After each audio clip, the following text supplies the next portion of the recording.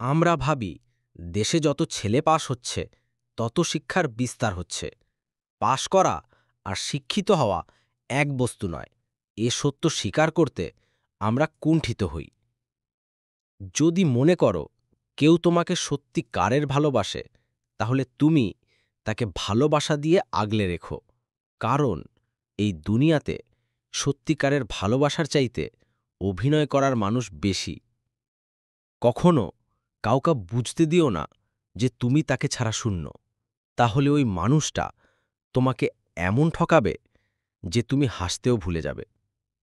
আমি ছিঁড়ে ছেলেছি ডায়েরির পাতা, যেখানে লেখা ছিল হাজারো স্বপ্নের কথা। শুধু ছিঁড়তে পারিনি আমার মনের পাতা, যেখানে জমা আছে অনেক ব্যথা। খাবার যতই দামি হোক, পচে গেলে যেমন তার মূল্য নেই, তেমনি শিক্ষা যতই থাকুক, মনুষ্যত্ব না থাকলে তার কোনো মূল্য নেই। মনের মতো পাওয়াটা হলো ভাগ্য, আর কাউকে মনের মতো বানিয়ে নেওয়াটা হলো ভালোবাসা। মানব জীবনের ৩টি ধাপ। ছাত্রজীবন, সময় আছে, বন্ধু আছে, টাকা নেই। কর্মজীবন, বন্ধু আছে, টাকা আছে, সময় নেই। বৃদ্ধ জীবন, টাকা আছে, সময় আছে, বন্ধু নেই।